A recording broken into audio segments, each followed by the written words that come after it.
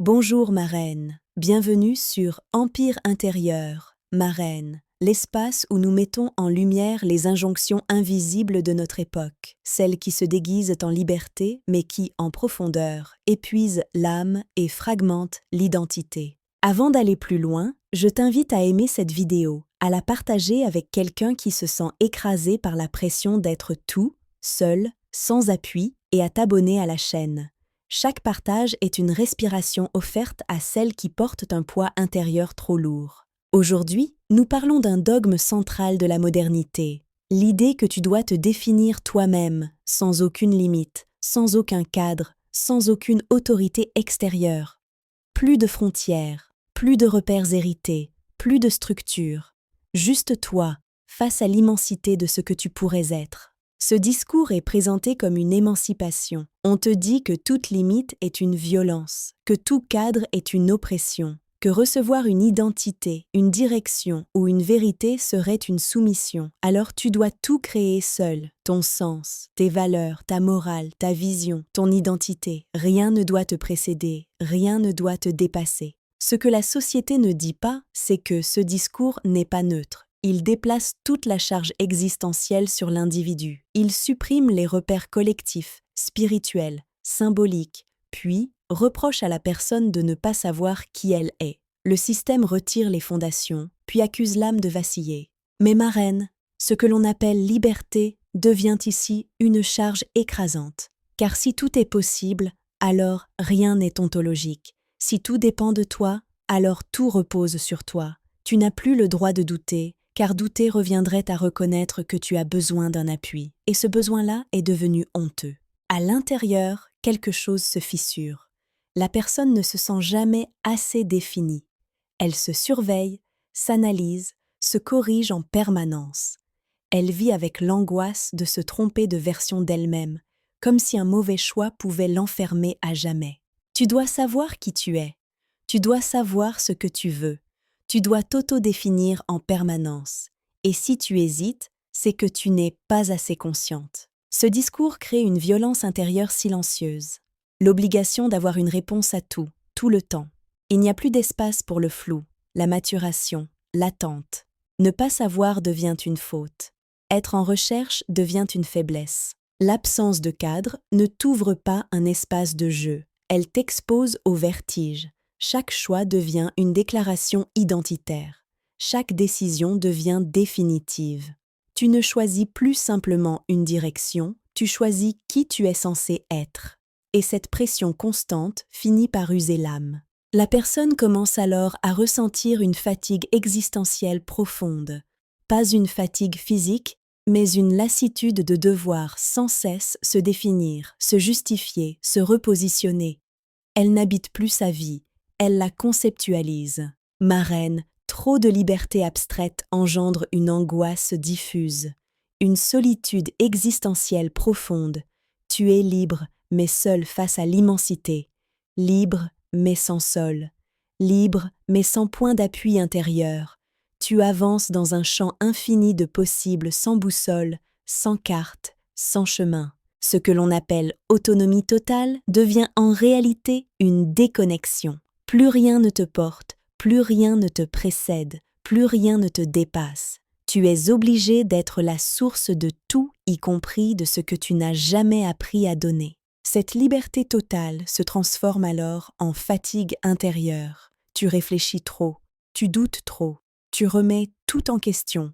Tu as peur de te tromper, peur de t'enfermer, peur de choisir une version de toi qui ne serait pas la bonne. Résultat, tu restes suspendu, incapable de t'ancrer durablement. Et pendant ce temps, la société continue de répéter que si tu vas mal, c'est parce que tu n'as pas encore trouvé qui tu es, comme si le problème venait de toi, et non du mensonge qu'on t'a transmis.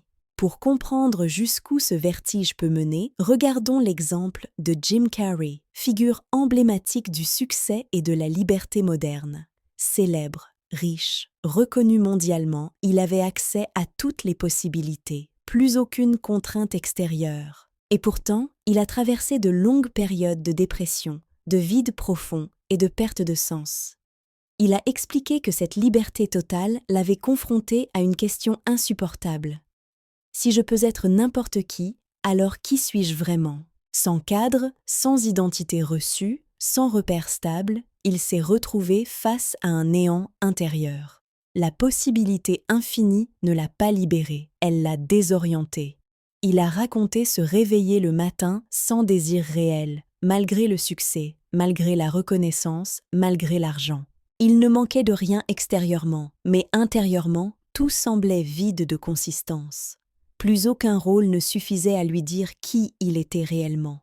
L'absence de cadre n'avait pas révélé sa liberté, elle avait dissous son centre. Même le rire ne le reliait plus à lui-même. Ma reine, cette histoire révèle une vérité que notre culture refuse de regarder. L'être humain n'est pas conçu pour se créer à partir du vide. Une liberté sans limite peut devenir une errance intérieure. Et quand tout doit être défini par soi-même, l'âme s'épuise avant même de se sentir vivante.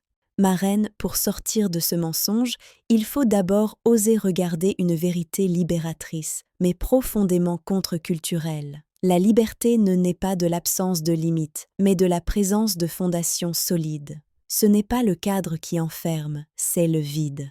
La première clé consiste à comprendre que recevoir une identité n'est pas une soumission, mais un soulagement. La Bible l'enseigne clairement. L'identité reçue libère, parce qu'elle enlève à l'homme le poids écrasant de devoir s'inventer à partir de rien. Recevoir, ce n'est pas renoncer à sa singularité, c'est lui offrir un socle sur lequel se déployer. Ma reine, lorsque ton identité repose uniquement sur ce que tu choisis, tu es condamné à te redéfinir sans cesse. Mais lorsque ton identité s'enracine dans quelque chose de plus grand que toi, tu peux enfin respirer.